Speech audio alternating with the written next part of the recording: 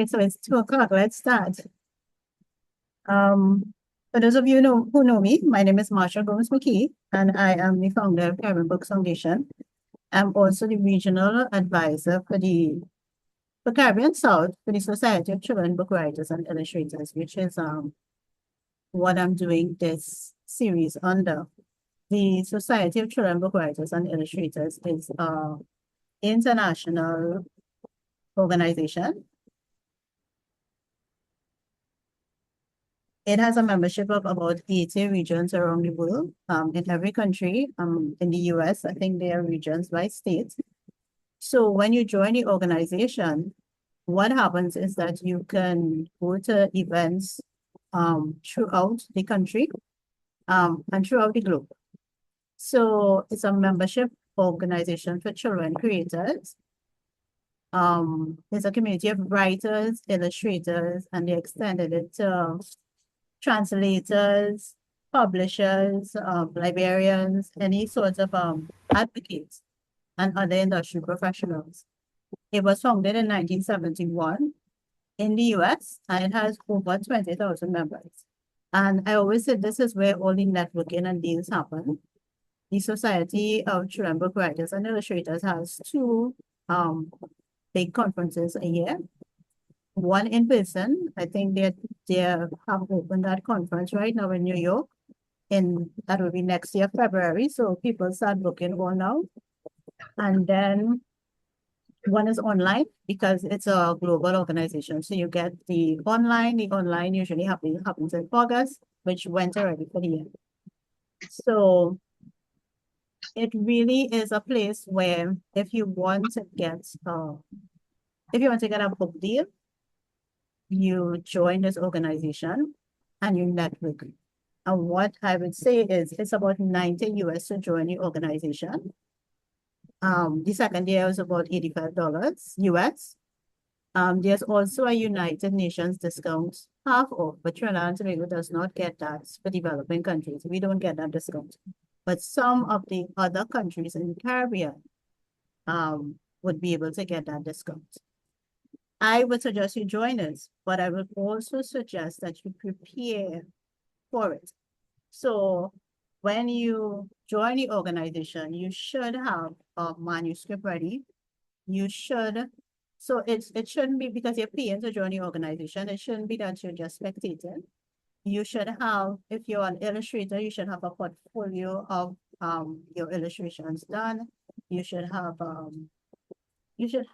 stuff ready so that if the opportunity comes up, you'll be able to get a grant because they have a lot of grants they offer. Every now and then they'll have a free program, and then sometimes they'll have a program with an editor or an agent, and the agent will say, I'm giving you until the end of the month to send me your manuscript to review. So all of those opportunities you get passed by if you don't come into the organization prepared. So it's definitely something that if you prepare yourself and then make the investment and just kind of watch and see what's going on and who's looking for what. So it's really a nice organization to join. Okay, so moving on.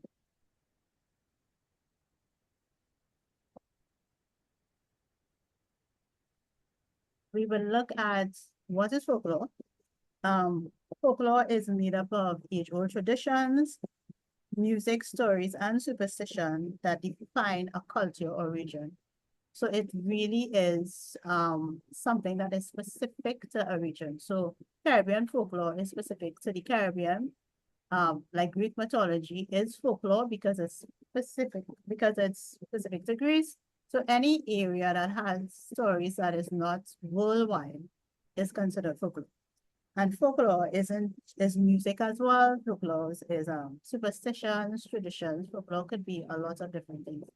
So our Caribbean folklore is very unique to the Caribbean, and that is what makes it folklore. It's not so much that it's a story that everybody can tell. When you're writing folklore for children, you have to look at the rules of children's books. So you find out what genre you want to write, and you research that genre. And you see, like if you're doing a lower age, you can't have anything too frightening in the book. Even if you're doing a middle grade novel, you can't have anything too sexual in the book. So you have a lot of research to do. And so just make sure you stay within the book that you're going to write. Because with folklore, you don't want to write out of the children genre that you're in. Because then it will become a banned book. And then it will be something that the libraries won't want to take it. The bookstores might take it, yes, but then the library list may not be able to accept that book to recommend it to schools because it's not for any children book groups. So that's one of the things we have to look at when we're looking at children's folklore. We have to, it can be too gruesome. Folklore is gruesome, but I wouldn't say dumb it down, but you have to make it appropriate. So you have Papa Boa and I say Papa Boa because he's one of the more adaptable characters. You could have Papa Boa for as young as possible, Papa Boa for the smaller ages. And it could just be Papa Boa saving them when they get lost in the forest. And then as Papa Boa gets older, he gets a little more menacing and he has more roots. So you definitely want to check the children's book rules before you start writing folklore. Copyrightable. Yes, and no. Any story that you write is yours and is copyrightable because you've written it. However, folklore is not on the whole, the region owns folklore. So you can't, going back to Papa Boa again, you can't say, well, I've written a story on Papa Boa, so nobody else can write a story on Papa Boa. So you can't, even though you've written a story about the character and the story is yours, you don't own the character because it's folklore, the character is owned by every single person in the region. And that definitely is a wonderful thing to have because yes, you can copyright, but no, you can't copyright. So somebody can't say, I've written there's so many stories about doing so many stories about that. Nobody can tell you not to write folklore. Folklore is yours and you can write it. Adaptable, it's also yes and no. Because we're writing children's books, we have to take the folklore tale that we have and adapt it to children. So yes, it is adaptable. It's not something that you just have to say, well, this is the rules and Mama Dillo, she turned into a snake and she's gonna kill everybody. You could adapt it, which is also wonderful when it comes to writing because it gives the writer the freedom to make up something new. Which is definitely wonderful. Moving on, the first character that I want to talk about today is Anansi. Anansi is a folklore character from Africa. I don't know if a lot of people know that Anansi has a wife. In the tale some long ago, her name is Isu. Whenever I think Anansi, somehow I think Spider-Man. I feel like if the legend came somewhere out of that. Anansi is referred to the god of all knowledge of stories, and is one of the most important characters of West Indian or African American folklore culture. On the side here, this book was written. There's a very old Anansi story. I think it was in 1970s. This was written from a Caribbean author. And then this book was about these Children of the Spider was about 2019. And he had a completely different take on Anansi. It was more like a cult or a group from another realm. And this was a middle grade novel. So you can see that he took Anansi and he made him very different. Anansi usually takes the roles of a trickster. He can change his form. He's well known for his ability to outsmart and triumph over powerful opponents. He uses his cunning, creativity, and wit. He's an excellent hero because he's able to transform his weakness into virtues. Although he's a little bit miserable, he's always usually the hero in the end. And for example, there's like a whole Anansi or Anansi Tori stories about his exploits long ago. And so we can look at new teams. We can look at young Anansi. How was Anansi when he was younger? Baby Anansi, Anansi with powers, Anansi in 2024, more or less. So Anansi is one of those characters that, because you teach the moral of the story, you teach a moral, it's something that you can incorporate for children, and you can do it for all ages. Now, the second one is these Bear Rabbits and Friends. Bear Rabbit is really Brother Rabbit, and it was really Anansi's brother. So Anansi was the key character, and now these brother characters were Anansi's psychics. So Anansi would be in the forest, and with Brother Rabbit, and Brother Tiger, and Brother Hare, and Brother the others. But the interesting thing about it is that Anansi sort of faded away, I think maybe because he was a spider, and the rabbit kind of started to take precedence in the 90s. So the Anansi stories came over, and Anansi was tricking all these animals in the forest and stuff like that. And then somehow the rabbits, because I guess a rabbit is cute, the rabbit kind of started taking preference. So you had bear tiger, bear rabbit, bear lion, bear fox, all the stories. And I think this picture I have on the side here, there's a story about Anansi and Tar Baby. I remember that very well from my childhood. So these stories, they said Mr. Chandler Harris, he published a story, Mr. Rabbit and Mr. Fox, and it was like a Uncle Remus brand. And this was published in the US in the 80s. It's the dates in 1879. It was published in the US. And it was really a writer took these stories from the slaves. They were just talking to each other, and he took it and he wrote it up.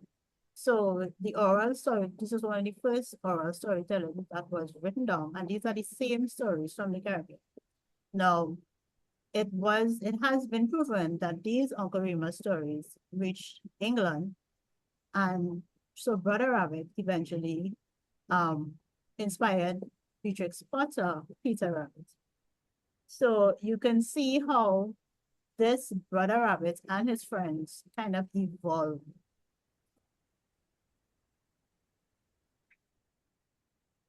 Okay, so we have the Beatrix Potter. Let's move on to,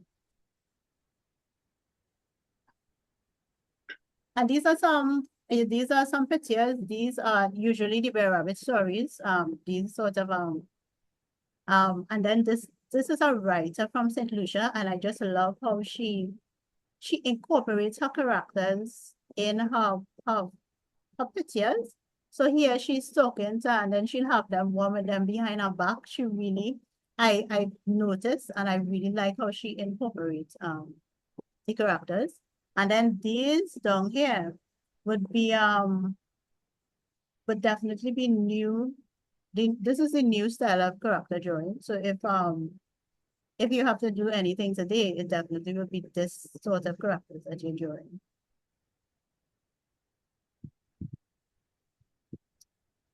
Moving on, let me just go back. So folklore characters who are children, there's not much folklore characters who are children.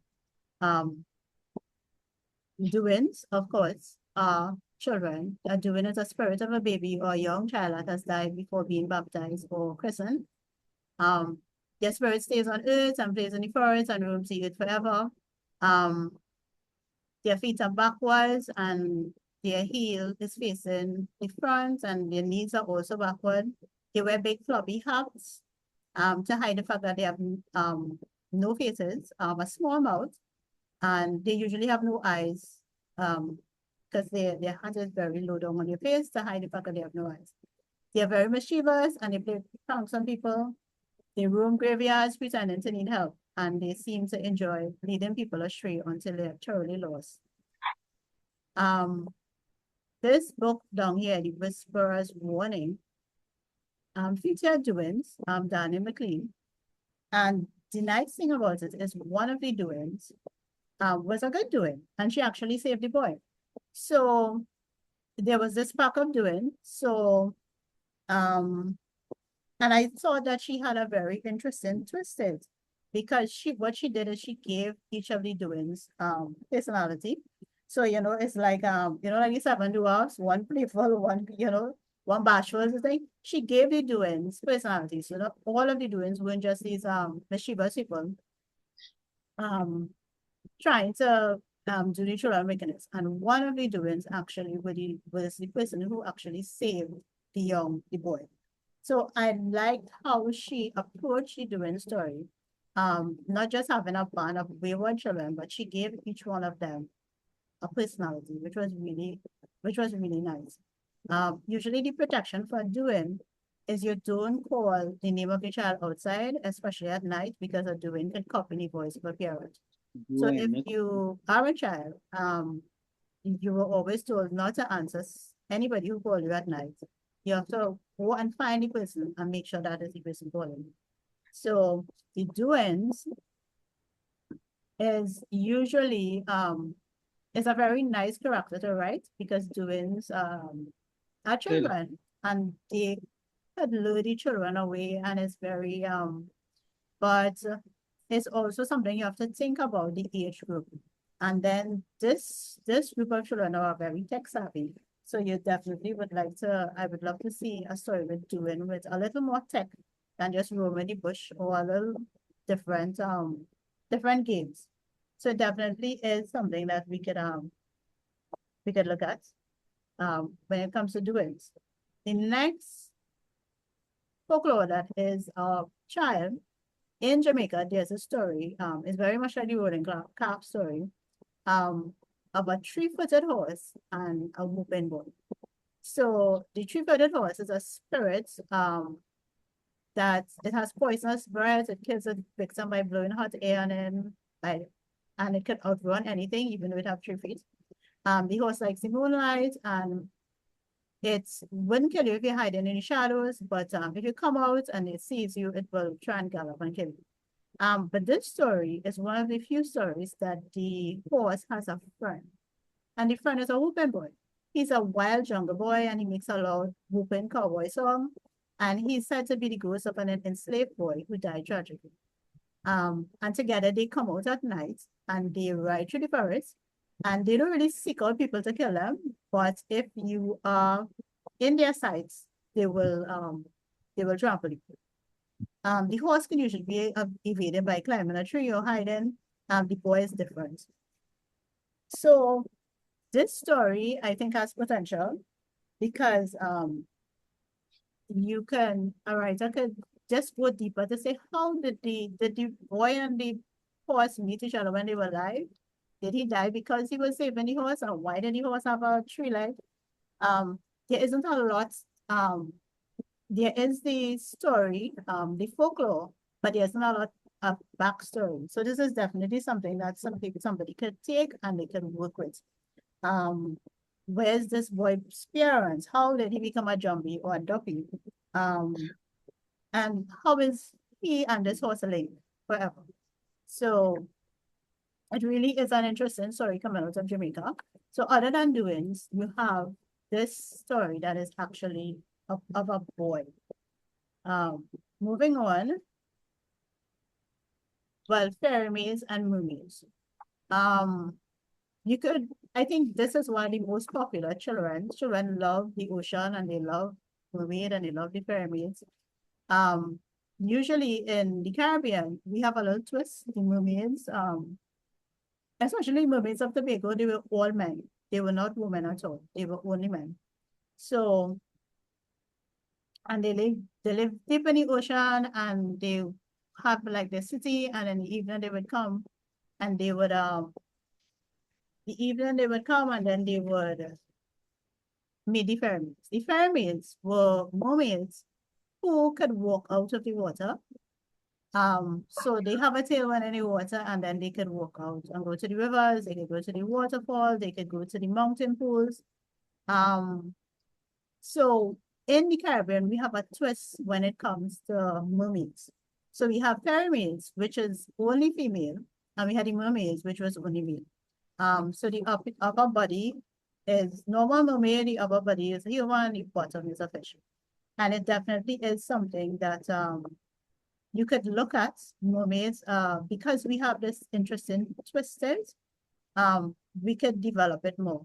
So the mermaids and the fairy maids are ancient spirits that bestow good on humans. They could bestow good and evil. So some of the books, two of the books I found, The Dark of the Sea, which by Imam Bash, he had like these, it's a young adult book. He had like these mermaids. It was like a mermaid army that was actually helping the humans. They were guarding the monster from coming out of the sea. So he had this completely different look at what the mermaids were supposed to be doing. And then Salima and the Merfolk was a story about a mermaid who, human who falls in love with a mermaid. And these are both middle grade stories. And they were two completely different twists. But I find that you find a lot of middle grade stories. You don't find a lot of younger stories. The younger stories would have been like Latrina and the Mermaid, which is, so you have very, very young stories, and then you don't have much in between. To tell you more about the mermaids, there's a curse of the fairy maiden. So humans seek them out and give them gifts. And then sometimes the fairy maid might seek a relationship with a human.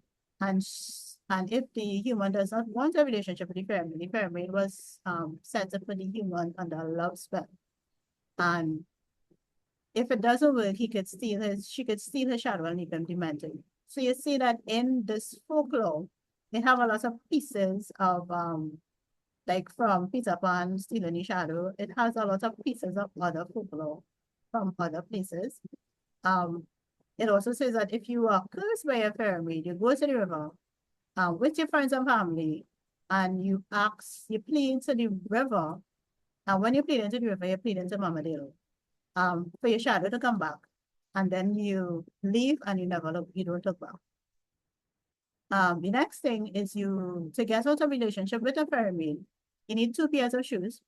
The first must be burnt on the beach, and then the fairy maid will rise out of the water and ask if she's to be paid for the past services, and the answer will be nothing but this pair of shoes. I don't think I would be brave enough to tell a fairy maid that.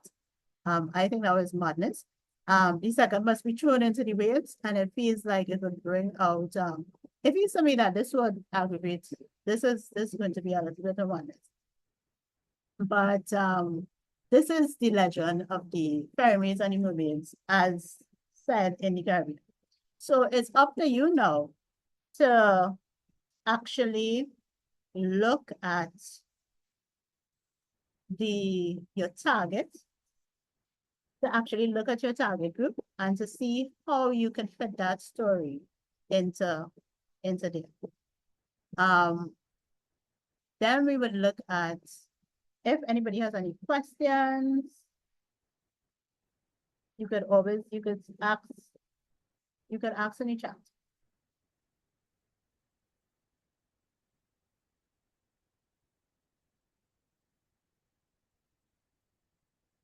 Oh, if I can close the whiteboard. Okay, I'm not seeing any whiteboard open.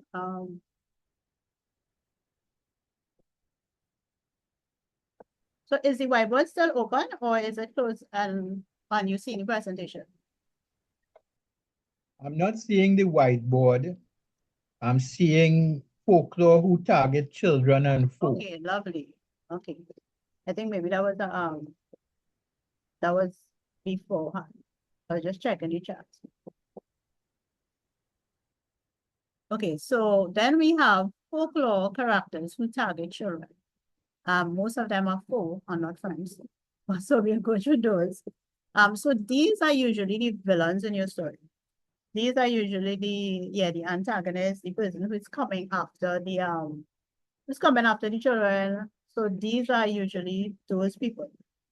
The Chural, she is a woman who is trapped between the living and the dead.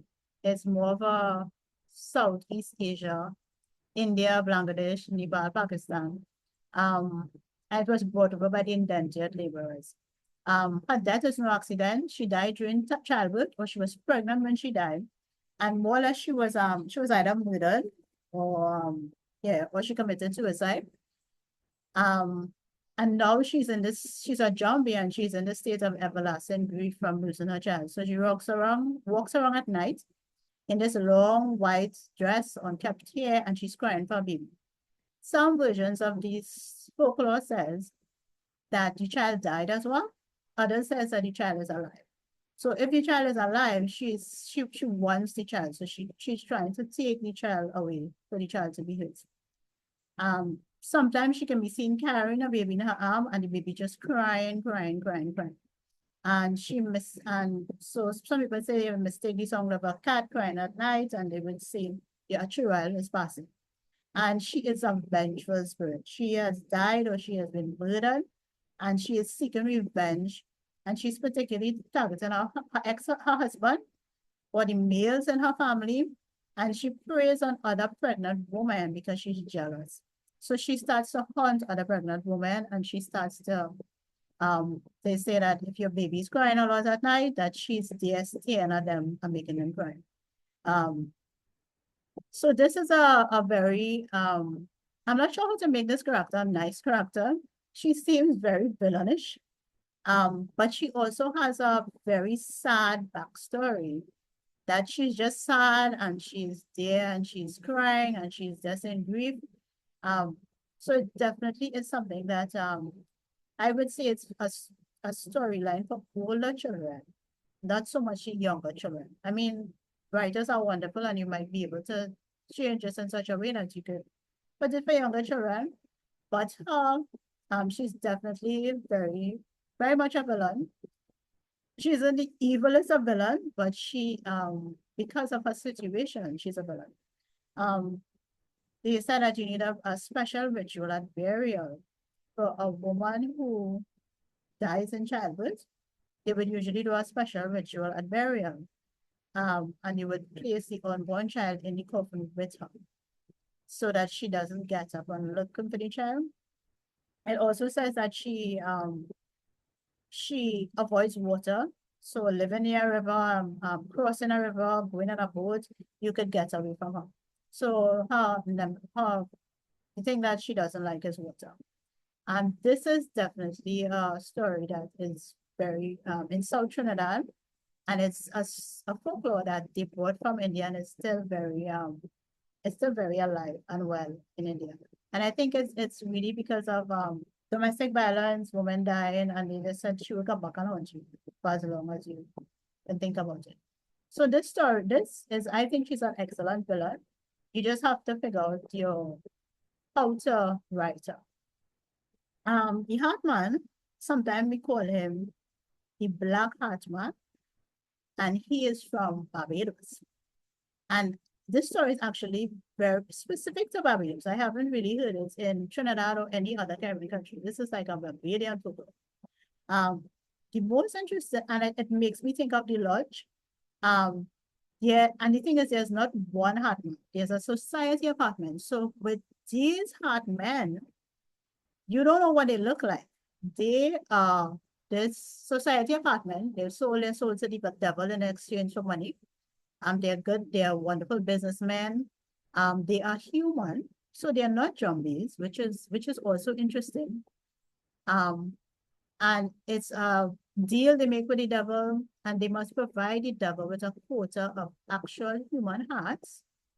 And usually by the end of the year. So they don't have to kill people whole year. By the end of the year, you have to just put your quota in. So they usually attack around Christmas, and they usually attack children. The best hearts are child's heart, which is so interesting. So become a heart man. You're inducted to this group in the forest, and you have a crossword. You have a bush bat and a metal town. And this story is very specific. It gives you a lot of information. And then the devil appears and he completes his anointing. And so a lot of time the next day, travelers will pass and see remnants of bush and coins, and they will know that a new heartman has come alive. So the heartman collects hearts of children. So he's very much like a boogeyman. So he sneaks into the house at night and he takes the children's heart. So he's definitely a villain. And he's definitely a villain that you have to do it for the older children, not the younger children, because you definitely frighten them. Um, this story by Shakira Bowen, Beware of the Heartman. She's a bit a Barbadian, she's a Bajan, and she wrote a story about the Heartman. I haven't read it as yet, but it's definitely on my list to read. I think Nalo Hopkinson also wrote a story about the Heartman. I think I saw that. The second interesting part of this Hartman folklore is that you can change your mind. And you can say, you know what, I tired getting people children hearts. So I'm gonna stop being a Hartman. And so to be released from the earth, the oaths, you go back to the forest, you meet the devil again, and within a day you lose a foot or a hand or something like that, and you also lose your butt. So you lose a limb and you lose your butt. And then when you die, the society, all of the Hartman, whether they're past Hartman or not, they cut your tongue off after you die. So you cannot speak of anything you've done. So I found that this was one of the more in-depth stories. Um, and it really is, you stay away from lonely paths, you don't go anywhere alone any night. He's very much of a boogeyman. He comes quietly and he leaves with the heart. I don't know how he get the hearts out, but I didn't get that far into it. Um, and this is a lot of like internet research, listening to podcasts.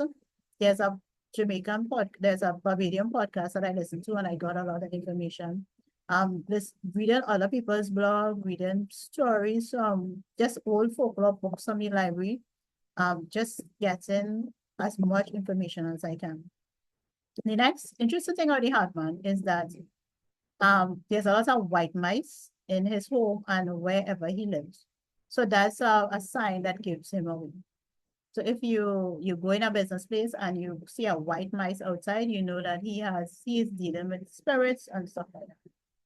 So the Hartman is our next villain. This very devious villain that you could research for your stories.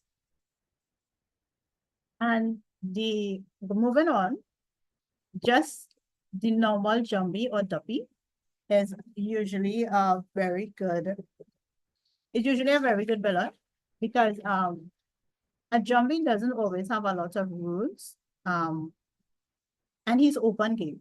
So your zombie could be anything you want him to be. You could it's just that a zombie is dead. So like the Hartman is not a zombie because he's a human and he's not dead. So not every single folklore is a zombie. A zombie is a person who has died and is now somewhere between life and death. So the Churil is a zombie. Long ago, it was believed that a person possessed two souls, a good soul and an earthly soul.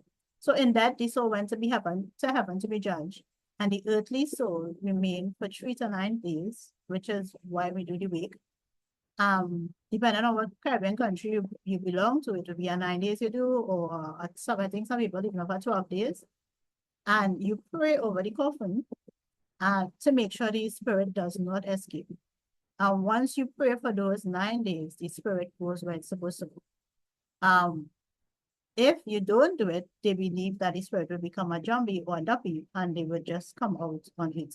So the zombie or the duppy theory is a very good villain, and it's something that you could sort of just, you can make it up as you go along. So you could have you could have a zombie that's any age, any stage, a zombie, it's up to your imagination. So the fact that this spirit is there, it really is up to the writer to just bring it. So the zombie could actually be a good zombie, it could be a miserable zombie, it could be a bad zombie, it could be a torture zombie, it could be a zombie who's maybe trying to go back. So they're trying to do some good stuff so they could actually go where they're supposed to go. So it really is about the period of watching and praying over the dead and making sure that the second soul goes to heaven. So the two souls, one soul goes first and the next soul have to thing. And this is where the tradition of the wake comes in. And we have kept this tradition going we still do it. This is a tradition that's always there. The protection from the zombies is really up to the zombies to detail protect. Usually it's rice, you throw rice, you throw salt, you throw special oils, you chant for protection. It's you research your jumpy that you want to write about, or you make up a jumpy. That's very interesting, and that's for the Caribbean, and you go with it. So I think this jumpy folklore gives you a lot of opportunity to just create something that's just yours, and it's not that's something new. Um, you talk about walking backwards into your hole, turning your hat inside out, or stepping over water. I know when we go to funerals, we wash our clothes. You say you just wash your funeral clothes one time. You just walk backwards into your house. Um, you must be aware of mixing up your zombie protection. For example, like mermaids usually have a lot of things. There's always a slipper or a shoe or something like that for the water. Um, but like the Sukunia would be counting your eyes. So you do a lot of research and just make sure you know which zombie you're talking about. But this is a really good um this is one of the things just having a jumbie or a duppy, which is in some Caribbean countries they call it a duppy. It really is open to your imagination. Mama Delo. So Mama Delo is the mother of the ocean. She's usually depicted as this beautiful woman with long hair, her upper body and her arms are human, and from the waist down, she's a snake. So she's not a mermaid. Um, she lives in the ocean and she controls the ocean, but she is a snake. Definitely not. Definitely not. But she's also considered a mermaid, so we have to figure that out. Her tongue becomes fork, and she holds this golden comb. And I don't know if I've seen this golden comb reference in Disney. Um, where there's the queen of the ocean, and she has this golden comb, and the comb looks at the controls the waters and stuff like that. So this piece of the story, this golden comb, I have seen this appearing. Um, so the comb is magical and it holds the power of the sea. Mama Delo is supposed to be the wife of Papa Boa. And together, they're supposed to protect the forest and the seas. If there's a difference between Mama Delo and the sea mother, I don't think there isn't, I think sometimes it's the same story. Like in one Caribbean country, she's actually called River Mama. She has like a golden table, but she still has the comb. So it's like you have these so you have a lot of similarities, but it's just in different Caribbean countries have a little twisted. Um yes, the Mabadelo is the Naga, she's the half sick, yes, River Mama is yeah. And then somebody had asked about the zombie before. Um but I think zombies are a little bit Haitian. So the process of the zombie is a little different than the zombie. The process for the zombie is a deliberate process. Is more of a Haitian folklore where somebody dies, and yes, the spirit comes, and then a woman comes and raises them up and takes them to be a slave. So the zombie has another process. So a zombie is just somebody who is a spirit who is on his own and he's really attached to anybody. But a zombie now is a deliberate awakening by an obeah man or something like that. So they deliberately go into the graves and they make sure that this person awakens. But they usually would find people who don't have any family. They did really bad in life. So, they know they're going to hell. So that is like a different process. So the zombie process in the Caribbean is just a little bit different than yeah, it's a little bit different. It's the same 9 nights, the same you're dead and your stuff like that. But it's just that there's a there's a Obeah man element to it where somebody know yeah, somebody now is coming and take the body, and is that person now is control of the zombie. So that person kind of rules the zombie.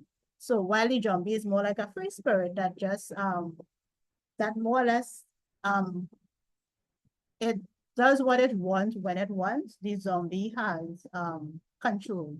So it's a little different. So if you're looking at the zombie and the zombie now is something that it went is you see that in America, that's the zombies and they like they're walking like, you know, this the under the spell and stuff like that.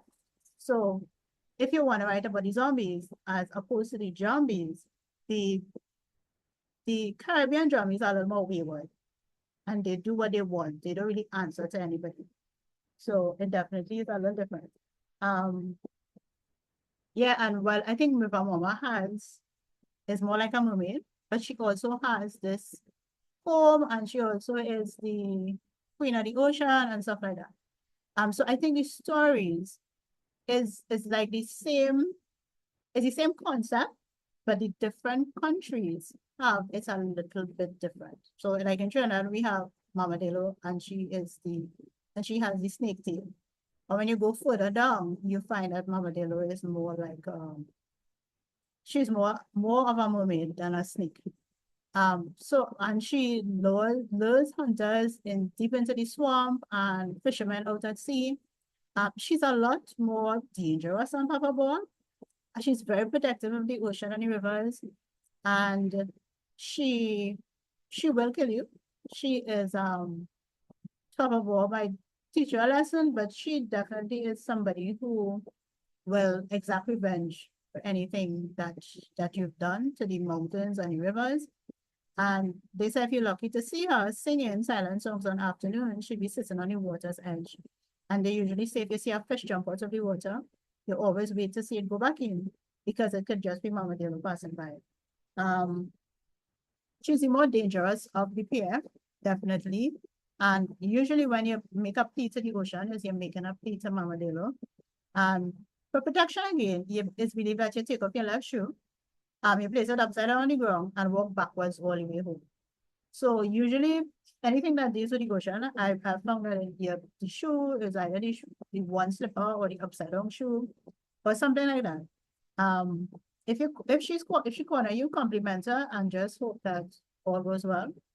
There's also a story that says that if you're like really evil, you they would say you would she would marry you and she'd make you a slave for the rest of her life. Um, I have to find out a little more about that, but that is one of the things that and it's something that people fear. They'll be like, definitely do not um have Mama Delo find you and marry you. So so it really is it definitely is an interesting storyline, but it also is something that a writer you can change it up because it's so adaptable. She has the tail, you can put her with the mermaid tail, you can put her with the snake tail, you can make her good, you can make her, she can be the villain of the story. This comb that she has with the magical powers, there's so many different elements of her that you could put in different stories, different ages, all around. The next one is Papa Boa. Papa Boa is really, I think he's one of the folklore characters that could be considered a hero. He's the keeper of the forest, protect the fauna and the fauna. Um, he usually appears as a old man to humans because I think because it's because people they wouldn't think of him as dangerous in that form, but he also appears as a young man. Um, and I've seen a lot of growing up Papa Boy as an old man because he usually would come to you in a form as an elder. But he also appears as a old man, a young man. He appears as a deer, um, a half man, half deer. So he has the power of metamorphosis, and he definitely he uses it. So which is good. So you could write now about Papa Boa, um, and you could write about him in different stages. So he could be the deer, he could be half man, half deer. Um, and he could be young as well. Papa Boa could be as young as you want him to be, and you could be as old as you want him to be, because that's how he is. You could write him in younger books where he's saving children who are lost in the forest, or he might be saving a pet or something like that. So you could really adapt him for younger stories as well as older stories. And then you can make him a little more menacing when he gets older. I've seen Papa Boa from being very, very kind in books to Papa Boa being revenge and exacting revenge and killing out a whole army and stuff like that. So I've read Papa Boa in so many different ways. Um, he usually has a hollowed out bull's horn in his hand, which he blows to warn the animals that hunters are coming. Um, I would love to see Papa Boa with more tech. Like Papa Boa actually has a whole tech in the forest, and he's fighting hunters on another turf, and Papa Boa with a sidekick. I can see Papa Boa being so much. Papa Boa could be even a Marvel character. He has that sort of potential in him. He's thought to be the kindest of the folklore characters. He really doesn't like to kill people. He might trap people and send them out of the forest. He would scare them. He helps lost children. He's always thinking about the safety of the forest. Um, if you meet him, is not really any big thing. You just have to be polite to him and don't stay at his feet, because his feet is usually maybe their feet. Um, just very politely say good day, Allah Father, and wait. And speak to him and promise him what you have to promise him. And he's a folklore character that can be reasoned with. So in doing so, it really could, it really could be the hero of a children's story, as opposed to being a villain. It's kind of, he's protective, and so it's definitely something you can look at and you can work on. What else I have? The Sukunya.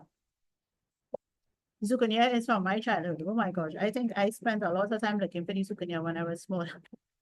The Sukunya is this shape-shifting fireball who appears as this reclusive old woman by the day. She lives at the edge of the village, and by night she strips off her wrinkled skin and puts it in a mold or a calabash for safekeeping. When I was younger, they used to say, if a Sukunya suck you, the first person you see in the next morning is Isukuni. In her true form, she flies across the dark sky in search of a victim to suck. She enters the home of a victim through any size hole, like a crack or a crevice or a keyhole or something like that. So most people would plug up every hole. To expose a Sukanya, you heap rice at your door or at the village crossroads, and the creature is obligated to count every grain. So you don't leave buckets or containers outside, and you count it in the hand before dawn. If the sun rises and she's still counting, I'm assuming she'll be burnt alive.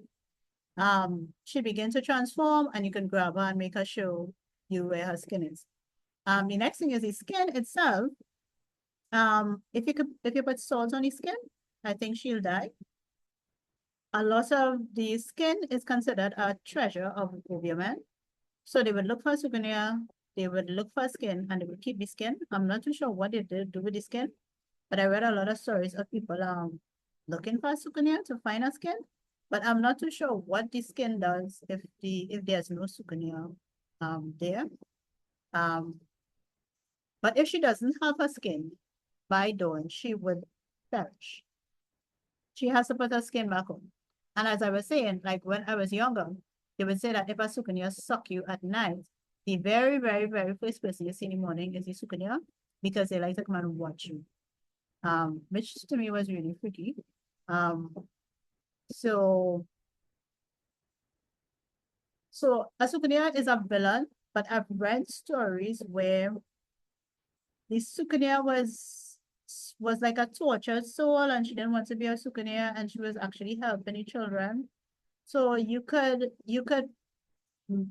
mix this story. She could be a villain because she seems villainous, but you can also change it up. And the sukunya could be good. The sukunya can help. Some sukunyas only don't suck people blood, they only suck the blood of animals. So it's up to you. It really and truly is up to you to see if this could be a villain or if this could be I wouldn't say a hero in a story, but it could be an ally for your hero. So definitely something you can work with. Other possibilities, the buck. Now a buck is not a child. A buck is a grown person. But because a buck is small, it might appeal to children. So a buck is like a little man that people use to gain riches. So it's like a leprechaun. It's like you catch a leprechaun and you keep it in your house and you use to attract wealth. And it would use and they use their gift to make the owner wealthy. The buck lives in a bottle. It usually stays in your attic or in your roof, and it's usually a family secret because a buck isn't the most loyal of creatures. If a buck is very greedy, he likes bananas and he likes milk and he likes a lot of food. And if somebody else offers him the food, he will. So a buck isn't the most loyal of creatures. So that's why a lot of people would they would hide their buck in because most of the time if somebody comes and find your buck, they will steal it and the buck will go with them. Now if you starve a buck, he will usually cause mayhem in your house.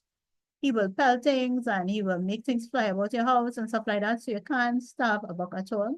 He's magical and he's intelligent, but he's very, very greedy. So he will go to greener pastures. Once you do if your buck is acting up, most people sort of trap him in his bottle. Just screw the cork on, which I don't know, interesting. You screw the cork on and you throw it in the sea. So like in Guyana, you would hear people saying, if you see like a cork bottle bobbing in the water, leave it alone because it might have a buck in it. And most of like for Trinidad, we usually say you're going to Guyana to get a buck. If people go to Guyana a lot of times. So the buck isn't really from Trinidad. It's a lot of people say it's from Guyana. Now the interesting thing about buck, there's also a lone buck. And this buck is not looking for a family. It don't want to help nobody get rich. And it will attack you if you try to put him in a body. So this, I found this was interesting because this lone buck has a personality and you could actually make this buck part of your story. You could help the children and if they get lost in the forest and stuff like that. So this part of being a buck, where this buck doesn't want to be part of a family, I found that possibility is really nice for if you're writing a story, you don't have to write about this buck in this house. You could actually write a story about a buck in the forest on his own and figure out how he could be on his own and stuff like that. A buck is usually considered a prized possession. So there's really no protection from a buck. People will try to steal a buck, so you have to protect your buck from other people. So I found that this was interesting for a children's book. It's a story that you could adapt a little bit and you can make it your own. The halfway tree. The halfway tree is still cotton tree.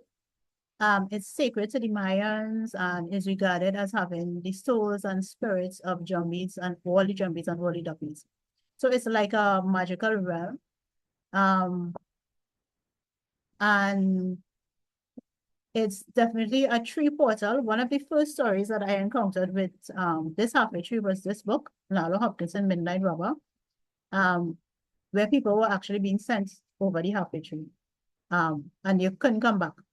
The halfway tree is the famous Caribbean halfway tree. There's a famous Caribbean halfway tree in Kingston.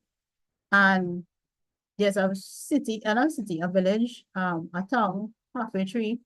And there really was a tree that was planted in 1655.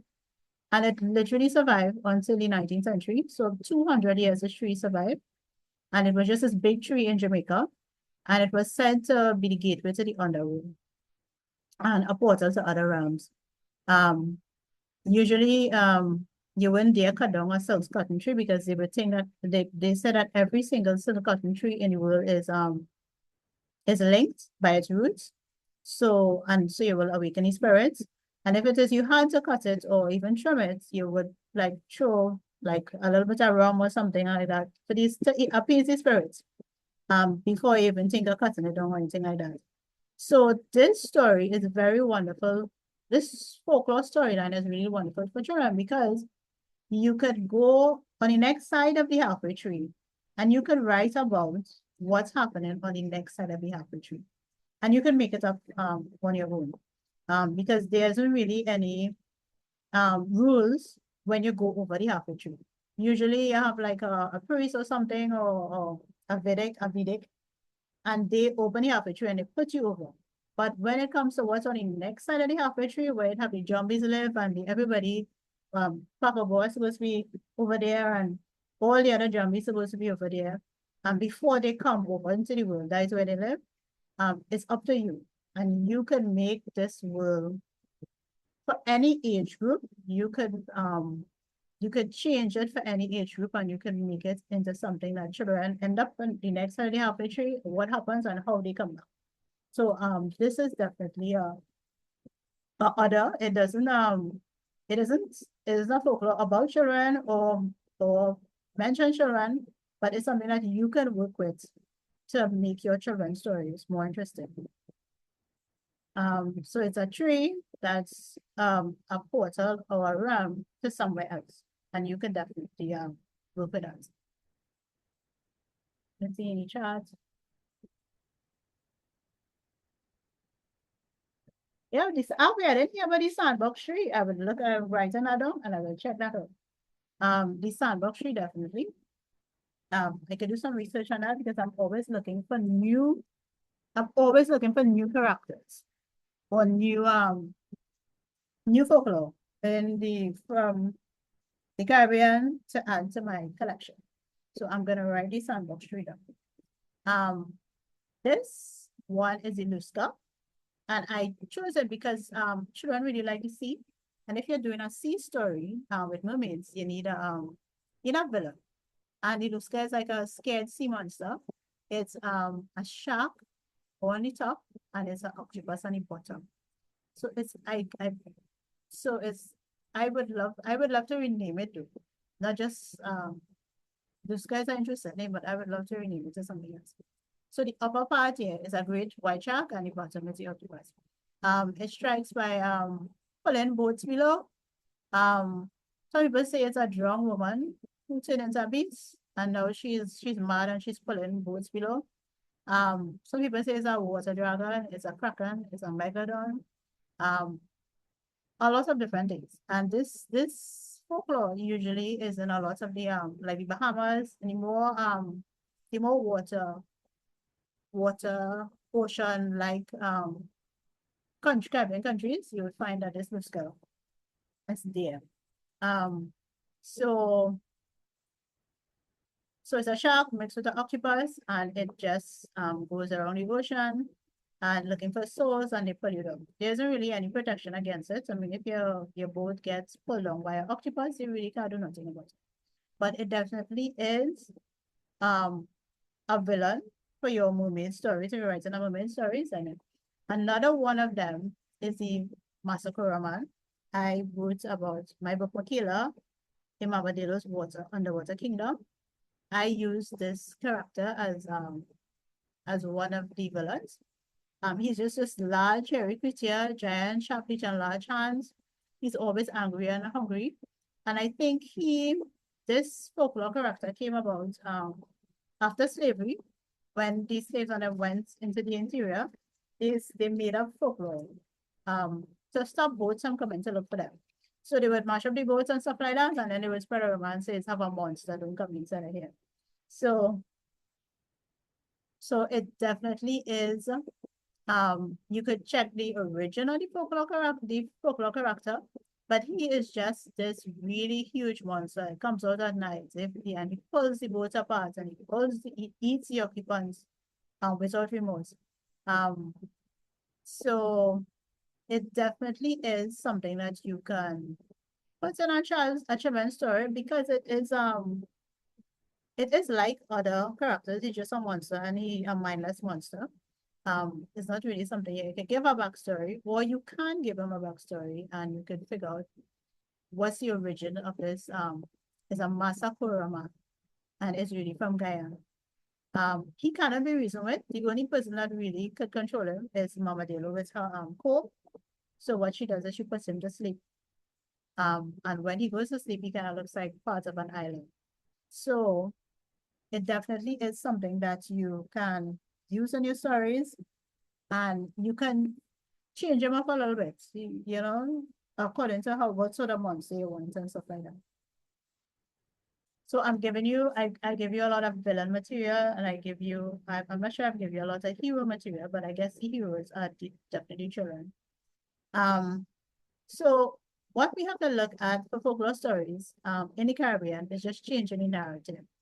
You find it positive, you find it inspiring, because that is what you want a children's story to be positive and inspiring.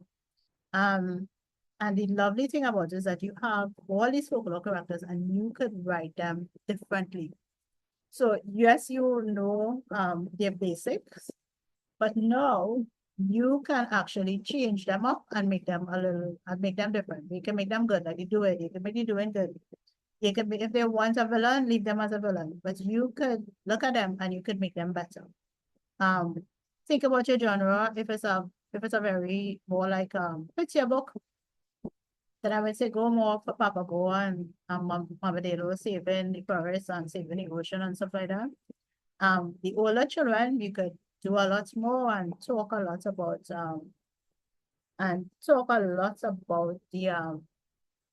the different characteristics of the folklore character.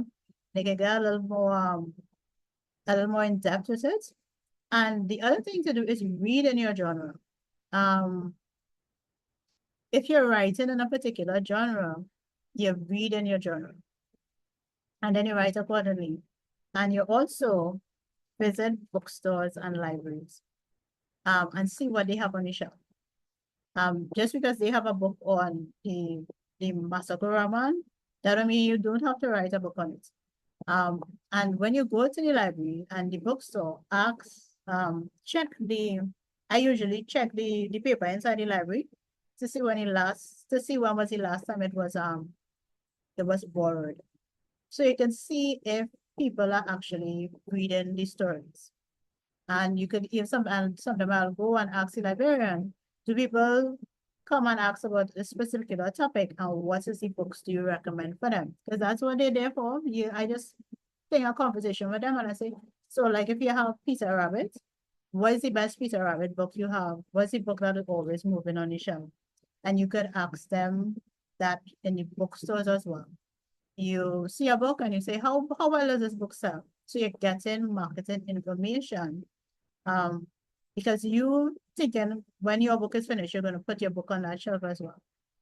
So read in your genre, investigate your genre, especially but locally investigated.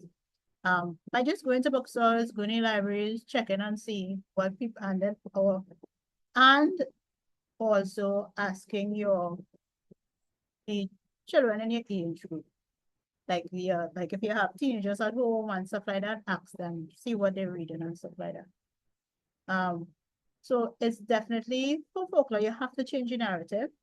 You need heroes to pull some heroes out of this folklore, which might be I'm not saying it's difficult. You have to be able to take these weird and strange and scary characters and pull the humanity out of them to be able to sell them to children.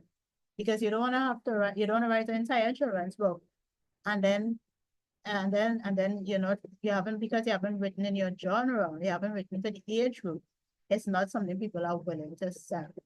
So you're reading your genre to see how scary this is. It may not be that scary, right?